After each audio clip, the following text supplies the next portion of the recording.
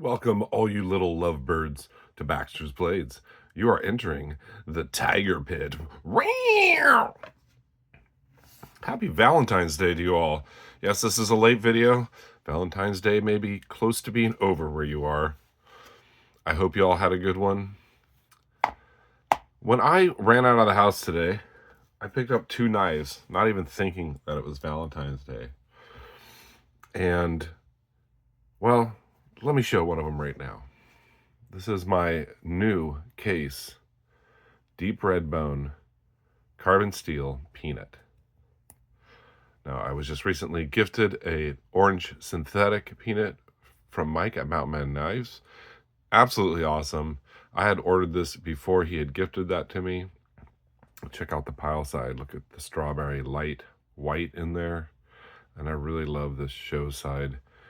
Just a vibrant red. And there's a nice little black spot there. And I like that black spot. I thought about possibly cleaning it. It could be polishing compound, but I like it. So I'm going to see how long it sticks around. Really cool peanut. Today's carry. 5th pocket carry. So yes, I had received this just the other day and held on to it for a day till Brad came over for a knife party and we did an unboxing of this beautiful little peanut. I don't carry them that often, but I think I'll be carrying this one a lot more. Beautiful back springs. I don't see any gaps. Perfectly centered blades. Or is it? Pretty close. I think that pen blade might be off. But it's off to the pile side. I don't believe it's rubbing at all. I'm sorry, I thought it was perfectly centered. Maybe it changed. Woo! So yes, today, running out of the house, I grabbed 2 knives. I grabbed this one. I just unboxed it the other day.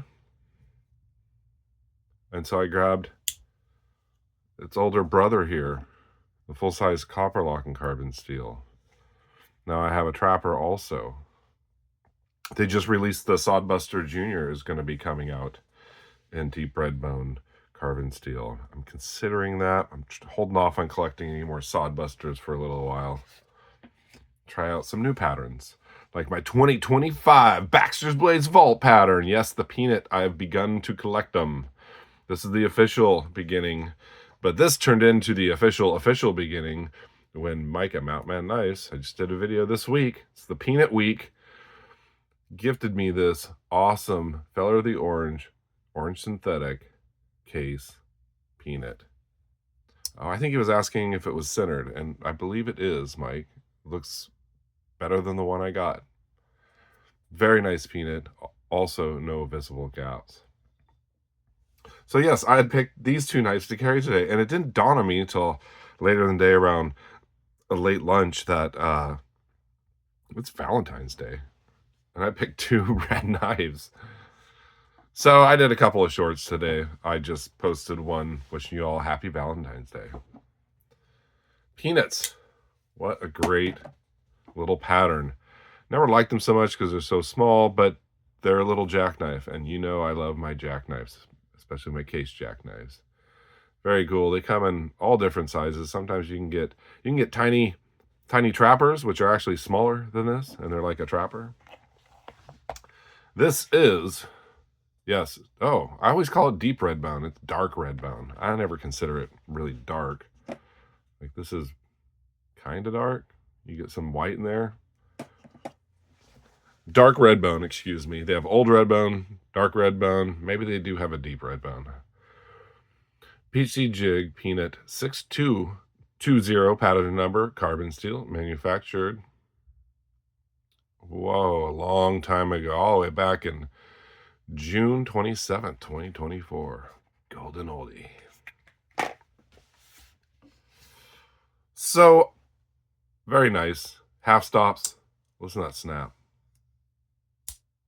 Very nice snap. Just a beautiful, beautiful piece. I just think it's funny that I had ordered one because I'd recently done a video saying I had no case peanuts and I was going to start collecting case peanuts because I was not really happy with the 2025 vault pattern.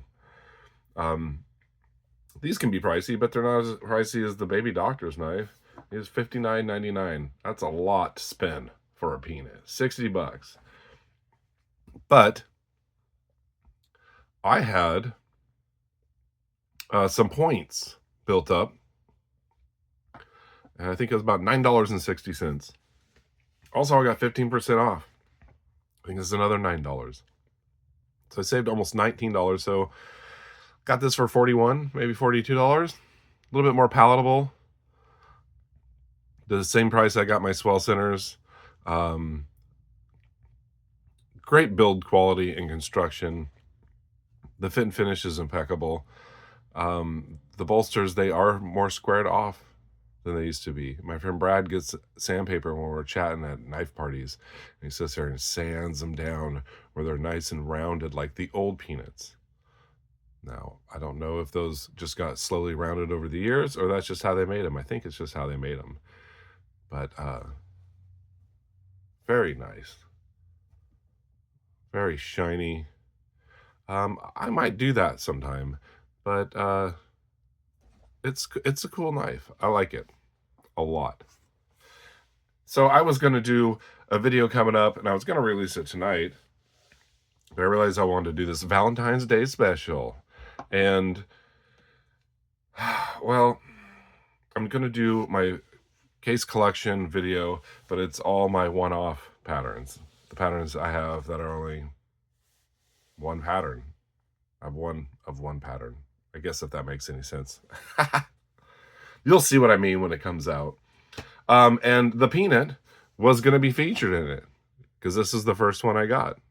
And I realized now I can't include the peanut as my one-off patterns because I just got this. Just look at that bone. Can't remember what they call that shield. I say that every time, and then somebody in the comments tells me, and I'm going, oh yeah, that's what they call it. And then next time I do a video, I forget.